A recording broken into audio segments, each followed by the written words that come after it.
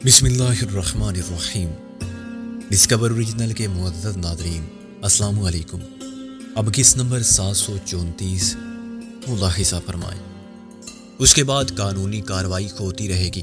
ان باتوں سے ڈاکوؤں میں بڑا خوف و ہراس پھیلا ہوا ہے اور بہت عرصے بعد انہوں نے ایک بس کو لوٹنے کی کوشش کی تھی تو اسے بھی میں نے ناکام بنا دیا۔ اب ڈاکو چاہتے ہیں کہ گروہ کے ارکان ایک دوسرے کو خدا حافظ کہیں اور منتشر ہو جائیں۔ جیل جانے یا حرام موت مرنے سے بہتر ہے کہ یہ دندہ چھوڑ دیں اور جس کا جو دل چاہے وہ کرے۔ دل چاہے تو ڈاکے ڈالے یا کسی دوسرے گروہ میں شامل ہو جائے، مگر ایک بار الگ ہو جانے کے بعد ان کا آپس میں کوئی رابطہ نہیں ہوگا۔ یہ اس لیے ضروری ہے کہ ایک کو پولیس پکڑے تو باقی سب لوگوں کے بارے میں کچھ نہ اگلوا سکے۔ تافو منموجی نے مجھ سے کہا کہ وہ سب رقم جو شیش ناگ کے پاس تھی 10-15 لاکھ کے درمیان ہونی چاہیے۔ اس کی موت کے بعد کسی کو اس میں سے کچھ نہیں ملا۔ برابر تقسیم کی جائے تو ہر ایک کو 2-2 لاکھ مل جائیں گے۔ کچھ اور بھی جمع کر لیا ہے سب نے۔ امید ہے جو عقل سے کام لے گا اس کو پریشانی نہیں ہوگی۔ میں نے کہا کہ میں تو اپنا حصہ چھوڑتی ہوں، مجھے اس کی ضرورت نہیں رہی۔ اس نے کہا کہ تمہاری مرضی، مگر وہ رقم ہے کہاں؟ میں نے کہا یہ تو مجھے نہیں معلوم۔ تافو نے میری بات کا یقین نہیں کیا۔ اس نے کہا تم شیش ناگ کی بہن تھی، گروہ میں اس کے بعد تمہاری حیثیت تھی، یہ کیسے ہو سکتا ہے کہ تمہیں پتہ نہ ہو؟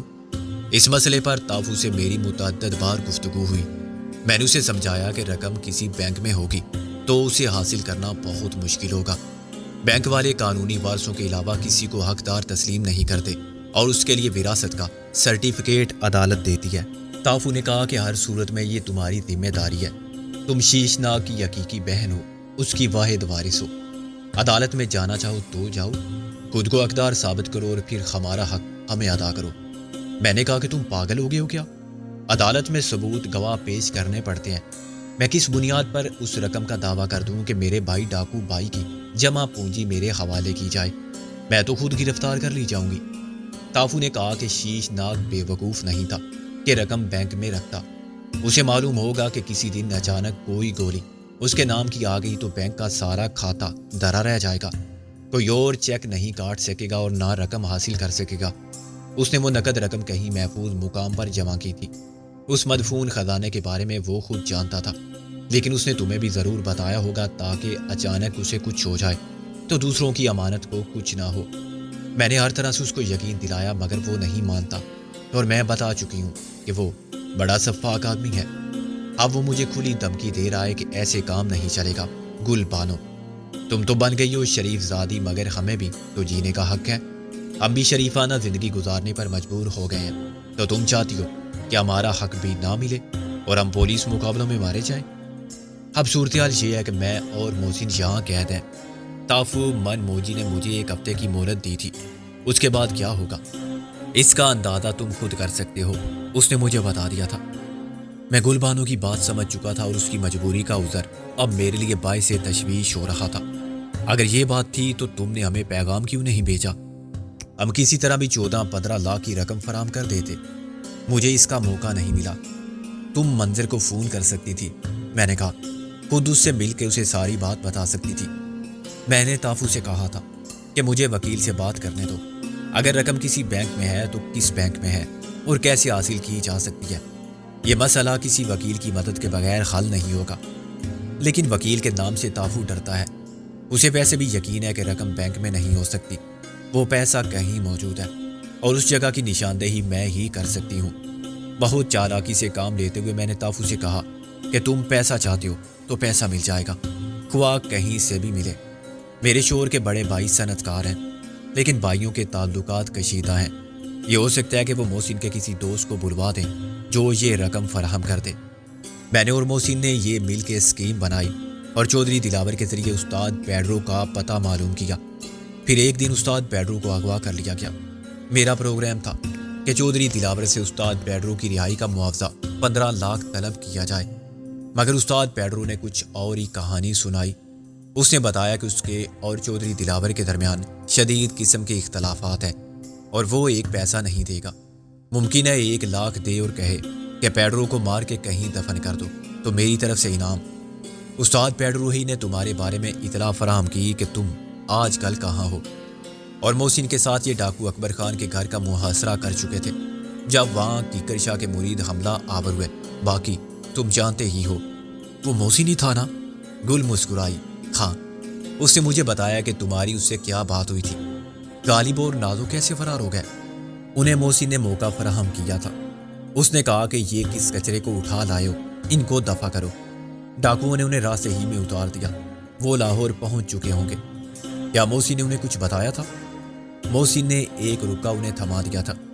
اس میں مختصراً سب کچھ لکھ لیا تھا اور مجھے امید ہے اب باقی معاملات کو غالب اور منظر مل کے سنبھال لیں گے۔ گل نے کہا، وہ قانونی کارروائی کریں گے یا پیسہ فراہم کریں گے؟ ہمیں کیوں اٹھوایا تھا تم نے؟ مقصد یہ نہیں تھا کہ تمہیں اٹھایا جائے۔ محسن تم سے ملنا چاہتا تھا اور تمہیں سارے حالات بتا دینا چاہتا تھا، لیکن اکبر خان کی کوٹھی میں داخل ہونے سے پہلے کیکروں سے واسطہ پڑ گیا۔ تافو کو ہم نے یہی بتایا کہ ہمارے دوست سکندر تمہارا مسئلہ حل کر دیں گے۔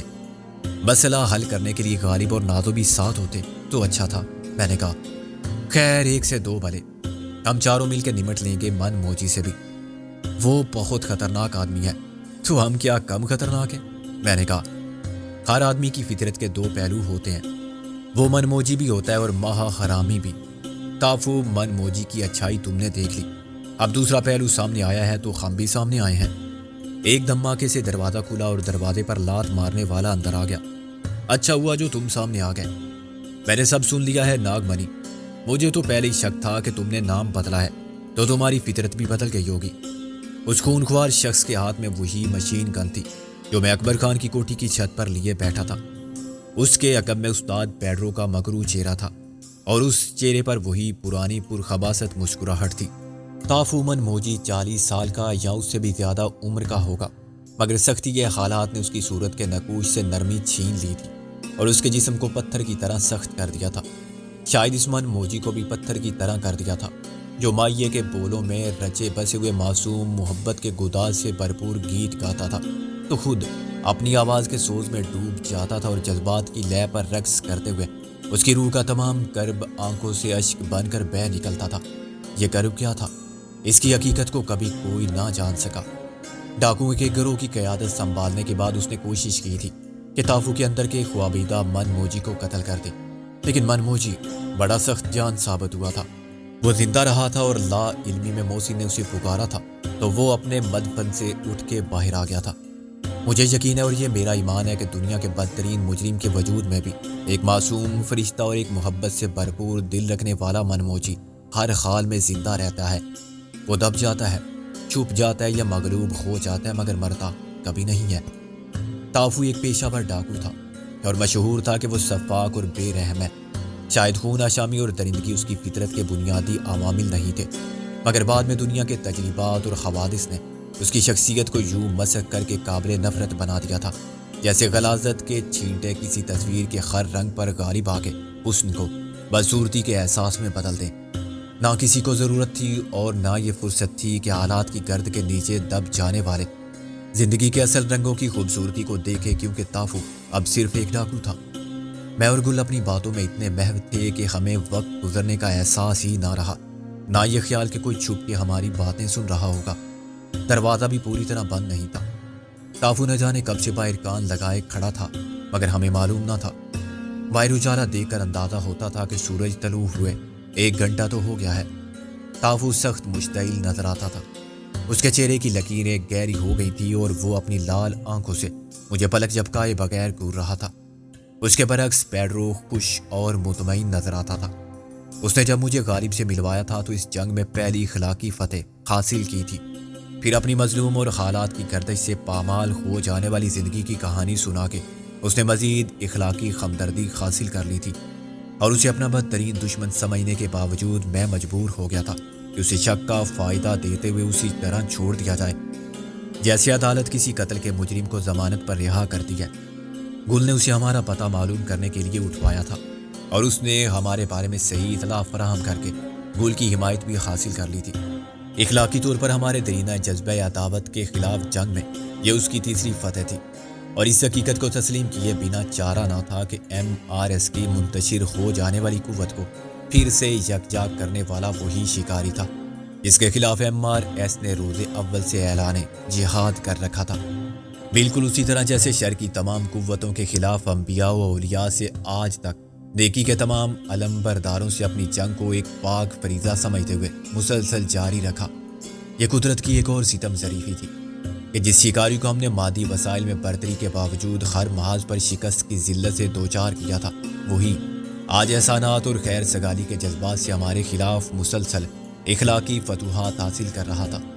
ماضی کے حقائق کتنے ہی تلخ سہی اور یادوں کے ٹھیک ہو جانے والے زخموں کے نشان کتنے ہی بدنما سہی، بظاہر حالات خود ہمارے لیے حوصلہ شکن تھے، اور پیڈرو کے خلاف عداوت و انتقام کے جذبات کو اسی شدت کے ساتھ زندہ رکھنا مشکل سے مشکل تر ہوتا جا رہا تھا۔ پہلے اس نے مجھے اور رابعہ کو خاصی مشکلات پر قابو پا کے اور بظاہر خطرات مول دے کر ملوایا تھا۔ ایسے وقت میں جب ہم اپنی کوشش میں ناکام ہو کے ملاقات کی امید کو تقدیر کے رحم و کرم پر چھوڑ چکے تھے، اس نے ہمیں گل اور محسن تک پہنچانے میں بھی بھرپور معاونت کی تھی، اور یہ ماننا پڑتا تھا کہ اس کی مدد کے بغیر یہ ملاقات بھی اس وقت تک ممکن نہ ہوتی جب تک تقدیر اس کے لیے سازگار حالات فراہم نہ کرتی۔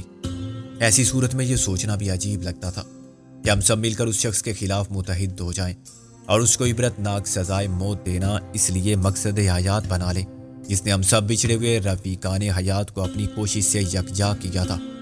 اس کے پس پردہ عوامل کچھ بھی ہوں، ممکن ہے اس طرح وہ اپنی مجرمانہ غلطیوں کا کفارہ ادا کرنا چاہتا ہو، ممکن ہے وہ سزا کے ناقابل تنسیخ فیصلے میں رعایت کی امید رکھتا ہو، اور ممکن ہے وہ ہمارے جذبات کا رخ ایک مشترکہ دشمن چودھری دلاور کی طرف موڑنا چاہتا ہو، اور یہ بھی بعید از امکان نہیں رہا تھا کہ وہ ہماری بنیادی غلط فہمی رفع کرنا چاہتا ہو کہ وزیر خان کا قاتل وہ کبھی نہ تھا، مگر اصل قاتلوں نے واقعاتی شہادت کو موڑ کے اس پر قاتل کا لیبل لگا دیا تھا۔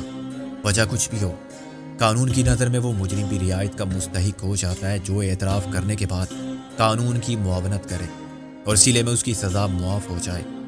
موجودہ حالات اور درپیش حقائق کو دیکھتے ہوئے رابعہ، نازو یا گل، غالب اور محسن میں سے کوئی بھی مجھ سے اتفاق نہ کرتا کہ استاد پیڈرو اپنے تمام جرائم کی سنگینی کے باوجود کسی رعایت کا استحقاق نہیں رکھتا۔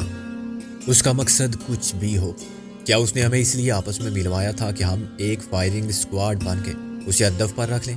اور کیا ہم ایسا کر سکتے ہیں؟ اس وقت میرے سامنے وہی شخص تھا جس کے بارے میں مجھے یقین تھا کہ میرے والد وزیر خان کو ایک پرعذیت پرعذاب موت دینے والا وہی تھا۔ یہی نہیں، پس از مرگ اپنے ابدی مدفن سے محروم کر کے ان کی ہڈیوں کو کسی گمنام گڑھے میں دبانے کا گھناؤنا جرم بھی اسی سے منسوب تھا۔ آج تک میری دلی آرزو تھی کہ میں اس سے بدترین انتقام لوں اور اسے ایک عبرتناک موت کے رسوا کن انجام تک پہنچا دوں، لیکن اب میرے یقین کی ٹھوس چٹان میں شک کی دراڑیں پڑ رہی تھی۔ میں خود سے یہ سوال کرنے لگا تھا کہ کیا میری یقین کو بنیاد فراہم کرنے والے حقائق وہی تھے، ویسے ہی تھے جیسے کسی ثبوت کی عدم موجودگی میں مجھے نظر آئے تھے اور محسوس ہوئے تھے، یا شاید اب میرے جذبات کی نوعیت بدلنے لگی تھی۔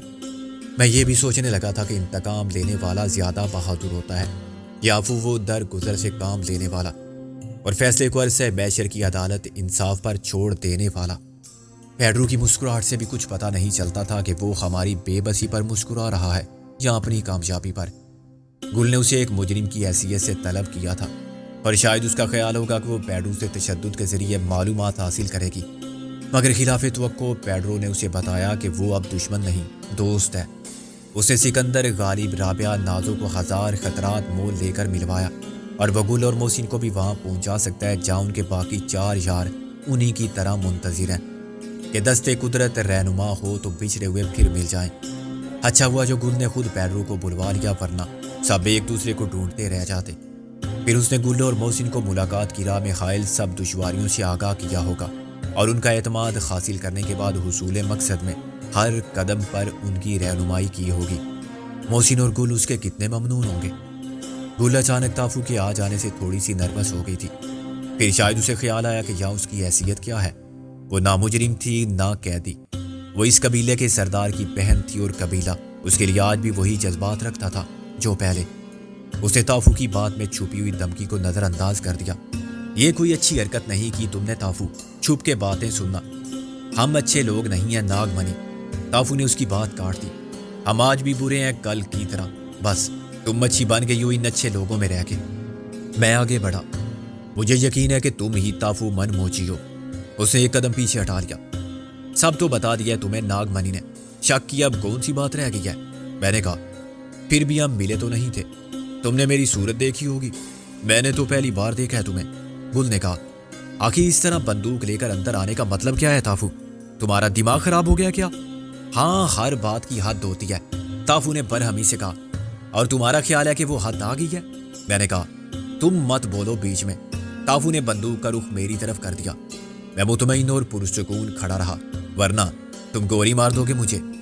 गुल ने नफरत से कहा, बड़ी अच्छी रिवायत कायम करोगे तुम ताफू, नमक हरामी की। शीश नाग जिसे तुम अपना बाप कहते थे, शीश नाग मर चुका है और उसके बाद तुम शीश नाग के जानशीं बने हो, इसलिए कि सारे खानदान को खत्म कर दो। क्या मैं, तुम और बाकी सब एक खानदान नहीं समझते थे खुद को? आज वो सब रिश्ते बेमानी हो गए हैं तुम्हारे लिए, तुम्हारे जज्बात बदल गए हैं। नागमणि फुनकारते हुए बोली, सब कुछ बदल गया है नागमणि, भूल जा पुरानी बातें। सारे रिश्ते जरूरत के रिश्ते थे, आज तेरी जरूरत बदल गई है, मगर हमारी जरूरत वही है, हम क्या करें? ताफू ने सपाट लहजे में कहा। मैंने कहा, तुम सिर्फ अपनी बात कर रहे हो या सबके तर्जुमान बनकर आए हो? गुल ने नफरत से कहा, बाकी सब आज भी मेरे इशारे पर तुम्हारी तिक्का बोटी कर देंगे ताफू। ताफू हकारे से मुस्कुराया, बाकी सब तेरे सगे नहीं है नागमणि, ना पहले थे। कुत्ते को हड्डी ना मिले तो वो भी मालिक की बोटी नोच ले, वो पैसा ही था जिसने शीश नाग के खानदान को मजबूरी की जंजीर में बांध रखा था, और कुछ नहीं।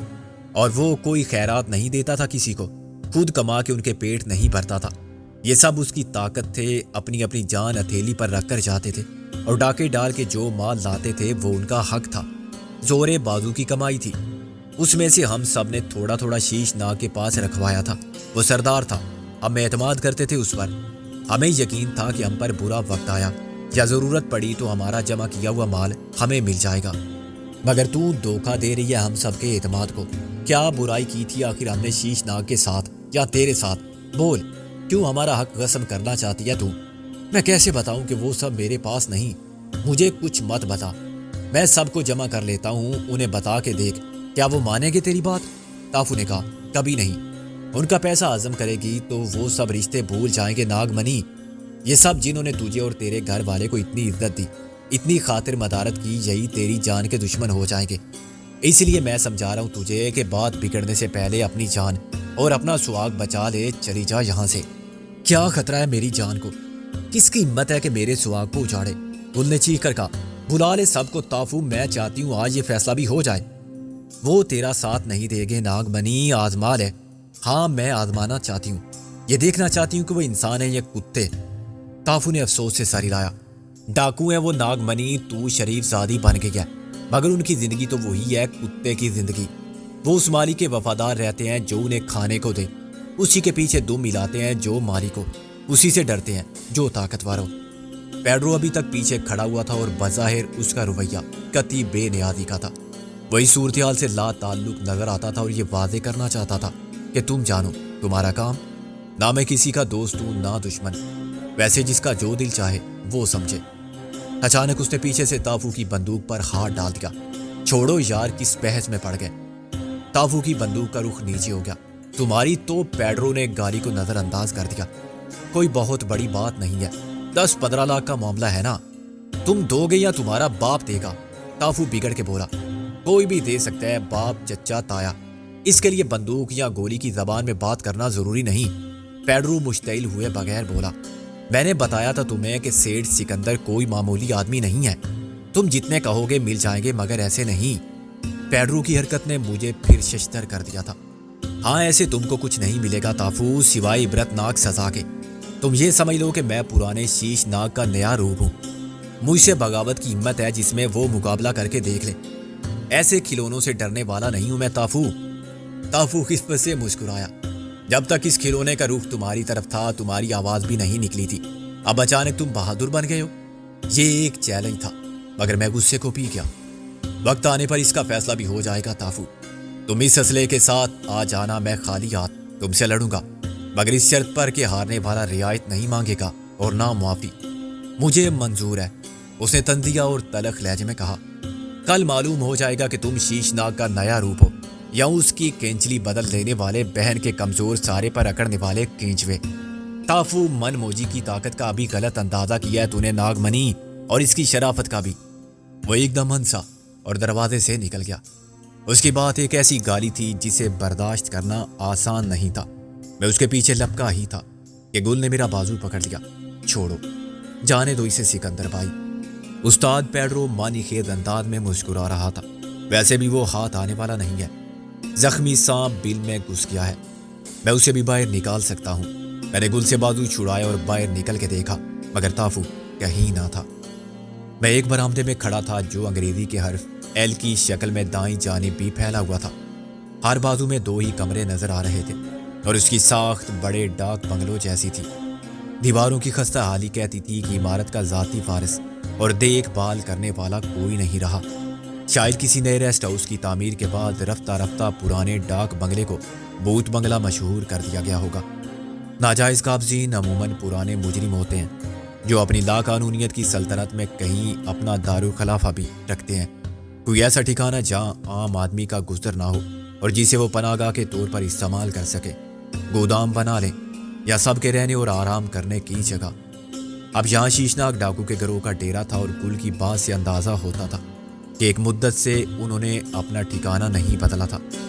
اونچی پختہ چھت والے کمروں کے سامنے نیچی کھپریل کی چھت کا برآمدہ تھا اور اس کو سہارا دینے والے لکڑی کے سال خوردہ شیطیر بے رنگ ہو چکے تھے، مگر ان کی مضبوطی میں فرق نہیں آیا تھا۔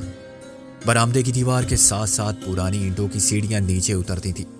4 کمروں پر مشتمل ڈاک بنگلے کی عمارت کے گرد پہلے اینٹوں کی 4 دیواری ہوگی جو اب آثار قدیمہ کی طرح ختم ہو رہی تھی۔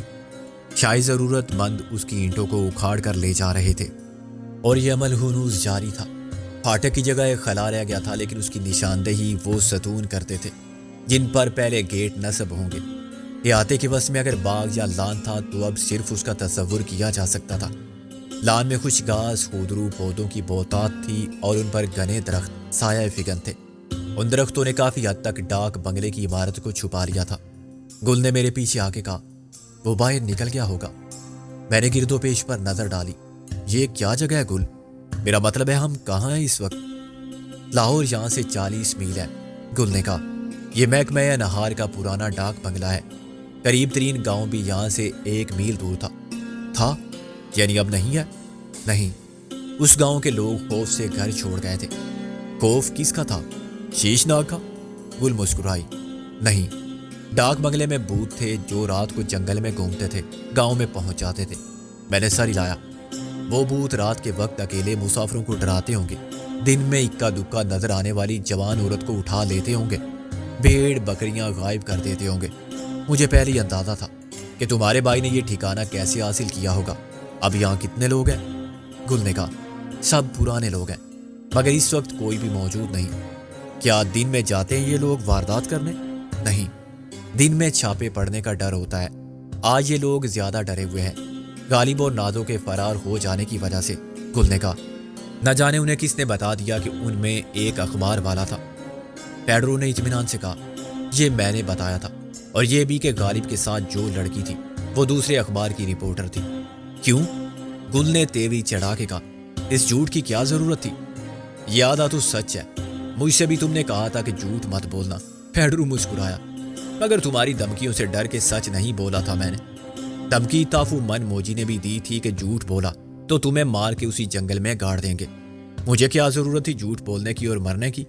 میں نے کہا، میرے بارے میں بھی سچ بک دیا تم نے؟ سچ بولا جاتا ہے، جھوٹ بکا جاتا ہے، پیڈرو بولا۔ تمہارے بارے میں اگر یہ کہا میں نے کہ تم سیٹھ ہو تو کیا غلط کہا؟ اور تمہاری، میرا مطلب ہے مس رابعہ کے بارے میں بتا دیا کہ وہ ہائی کورٹ کی بہت بڑی وکیل ہے تو یہ بھی برا نہیں کیا۔ خاصے ڈرے ہوئے ہیں یہ لوگ۔ یہ ڈرنے والے لوگ نہیں ہیں استاد پیڈرو، گل نے خفگی سے کہا۔ پھر روپوش کیوں ہو گئے ہیں جنگل میں؟ گل نے کہا، اپنی حفاظت کے خیال سے، لیکن اس کا مطلب یہ مت سمجھنا کہ انہوں نے تمہارے لیے فرار کے راستے کھلے چھوڑ دیے ہیں۔ قید میں ہیں ہم سب، اور میں نے بھی جو کچھ کہا اس کا مقصد اپنا دفاع تھا، پیڈرو بولا۔ میں انہیں بتانا چاہتا تھا کہ ہم بالکل لاوارث لوگ نہیں ہیں، ہماری کوئی حیثیت ہے، اور اچھا فی الحال اپنی حیثیت کو میری حیثیت سے الگ رکھو۔ میں نے کہا، تمہاری حیثیت کو میں جانتا ہوں، تم ابھی تک بدگمانی میں مبتلا ہو سکندر۔ حالانکہ میں گل کی مدد نہ کرتا تو ان لوگوں کا تم تک پہنچنا دشوار ہو جاتا، بلکہ ناممکن۔ اور اگر یہ بچ بھی جاتے تو تمہیں کیکروں کے نرگے سے با حفاظت نکال لانا کسی اور کے بس کی بات نہیں تھی۔ پوچھ لو گل سے، اس آپریشن مڈ نائٹ کی کمان کون کر رہا تھا، محسن یا میں؟ گل نے سر ہلایا۔ یہ تو ٹھیک ہے بھائی سکندر، اور یہ بھی بتا دو اپنے سکندر بھائی کو کہ میری مدد کے بغیر غالب اور نازو کا فرار ہونا بھی مشکل تھا۔ نہ جانے کیوں یہ سب مجھے اچھا نہیں لگا۔ پیڈرو کے سامنے اس کے احسانات کا بار اٹھانا، اس کی مدد پر شکر گزار ہونا اور اس کے لیے دوستانہ جذبات کا اظہار، حقائق کو تسلیم کر لینے کے باوجود میرا دل اس خیال سے مفاہمت نہیں کرتا تھا کہ میرے باپ کا قاتل میرا دوست بھی ہو سکتا ہے۔ اگر آج اپنے کول و فیل سے وہ اپنے ماضی کی بدعمالی کے داغے ندامت کو مٹا دینا چاہتا تھا تو اس غرض کے پیچھے بھی نیکی اور خیر سگالی کے جذبات نہیں ہو سکتے تھے۔ ان کی فطرت کو سمجھنے کے باوجود اگر کوئی سانپ یا بچھو کے دوستی کے دعوے کو تسلیم کرے تو یہ اس کی سادہ لوئی نہیں سمجھی جائے گی، نادانی ہوگی۔ میں نے کہا گل، کیا محسن اور رابعہ ابھی تک سو رہے ہیں؟ میں فوراً ملنا چاہتا ہوں۔ پہلے کس سے ملو گے؟ گل مسکرائی۔ محسن سے، میں نے قطعی لہجے میں کہا۔ رابعہ سے کیوں نہیں؟ تمہیں تو بہت تشویش تھی، لیکن اب نہیں رہی۔ مجھے معلوم ہے وہ ٹھیک ہوگی، اسے سونے دو۔ میں نے کہا مجھے تو حیرت ہے محسن پر کہ اسے مجھ سے ملاقات کی جلدی نہیں ہے۔ وہ تو رات بھر جاگتا ہی رہا تھا، ڈاکٹر نے اور پھر میں نے سمجھایا کہ صبح ہونے سے پہلے نہ کسی کو جگانا بہتر ہے اور نہ کسی کی خاطر جاگنا، تو وہ بڑی مشکل سے گیا تھا۔ مگر تم نے تو کہا تھا کہ رابعہ اور محسن باتیں کر رہے ہیں۔ معاف کرنا بھائی سکندر، تھوڑا بہت جھوٹ بولنا ہی پڑتا ہے نا، بچوں کو بہلانے کے لیے اور بیماروں کو مطمئن کرنے کے لیے۔ گل ہنسی۔ لڑکی نہ میں بچہ ہوں اور نہ بیمار، میں دیکھ رہا ہوں کہ تم بہت باتیں بنانے لگی ہو، چلو اب سیدھی طرح۔ میں نے کہا کیا میرا ساتھ جانا ضروری ہے؟ وہ بولی یہ سامنے کمرہ ہے، خود چلے جاؤ۔ یہ کمرہ؟ میں نے حیرانی سے کہا واقعی؟ مجھے پہلے ہی دیکھ لینا چاہیے تھا، خواہ مخواہ انتظار کرتا رہا کہ تم مجھے لے کر جاؤ گی۔ جب میں نے اس کمرے کی طرف قدم بڑھائے تو میرے دل کی اضطرابی کیفیت اپنی انتہا پر تھی۔ بہت دیر سے میں خود کو ذہنی طور پر اس وقت کے لیے تیار کر رہا تھا جب ایک مدت کے بعد محسن پھر میرے سامنے آئے گا۔ اس ملاقات میں ڈرامائی عنصر باقی نہیں رہا تھا۔ وہ مجھے پہلے ہی دیکھ چکا تھا اور مجھے معلوم تھا کہ میرے اور اس کے درمیان حائل فاصلے ختم ہو چکے ہیں۔ اس کے باوجود میں نے اندر قدم رکھا تو ایک دم آتش شوق بھڑک اٹھی۔ میں نے دروازے پر دستک دی مگر دروازہ کھلا ہوا تھا۔ میں نے اندر داخل ہوتے ہی چلا کر کہا ابے محسن خان شیروانی کے بچے، اچکن کی اولاد، اٹھ تیری تو۔ میرا خیال تھا کہ میرے ایک دھماکے سے اندر داخل ہونے پر محسن ہڑ بڑھا کے اٹھے گا، چند سیکنڈ احمقوں کی طرح میری صورت دیکھتا رہے گا اور پھر جواب میں مجھے پرانی سکہ بند گالیوں سے نواز کے مجھ سے چمٹ جائے گا۔ ہم ایک دوسرے سے گلے ملتے ہوئے مکے ماریں گے اور روئیں گے۔ بچھڑے ہوئے دوست تو ایسے ہی ملتے ہیں۔ لیکن جو کچھ ہوا وہ میری توقعات کے اتنا خلاف تھا کہ چند سیکنڈ کے لیے میں مفلوج اور حواس باختہ کھڑا رہ گیا۔ اندر ایک عورت دیوار پر لگے ہوئے آئینے میں اپنی صورت دیکھ کے لپسٹک لگا رہی تھی یا سرما۔ اس نے دوپٹہ اوڑھ رکھا تھا اور آئینہ ایسے زاویے پر تھا کہ میں اس کا چہرہ بھی نہ دیکھ سکا۔ اس کے رنگین ریشمی کپڑے دیکھتے ہی میں رک گیا تھا، مگر اس نے ایک ایسی چیخ ماری جس نے میرے اوسان خطا کر دیے۔ میں نے اکلا کے کچھ کہنے کی کوشش کی لیکن میرے خلق سے بے معنی آوازوں کے سوا کچھ نہ نکلا۔ ایک اجنبی عورت کے کمرے میں یوں دیوانہ وار گالیاں بکتے ہوئے داخل ہونے کا شاک اتنا شدید تھا کہ مجھے پسینہ آ گیا۔ میری سمجھ میں نہ آیا کہ ایسا کیوں ہوا۔ شاید اس وقفے میں جب گل مجھ سے باتیں کر رہی تھی یا تافور پیڈرو بھی وہاں موجود تھے، محسن اٹھ کے رابعہ کی طرف چلا گیا تھا یا کہیں اور۔ اس کمرے میں موجود عورت تافو کی بیوی تو ہو نہیں سکتی تھی مگر کسی دوسرے ڈاکو کی گھر والی ہو سکتی تھی۔ غلطی گل سے ہوئی تھی اور مجھ سے بھی۔ میں نے زبان کی لکنت پر قابو پا کے کہا کہ میں معاف کرنا بہن، میں سمجھا تھا وہ دراصل گل نے مجھے بتایا تھا۔ دوپٹے سے منہ چھپا لینے والی عورت نے چلانا شروع کر دیا، مجھے کیا بتا رہا ہے بے شرم، بے غیرت، اندھے بیل، پاگل، شرابی کی طرح گالیاں بکتا چلا آ رہا ہے اندر۔ کسی کی ماں بہن کی عزت کا خیال نہیں تجھے؟ تیرے اپنے گھر میں نہیں ہے کوئی نامراد؟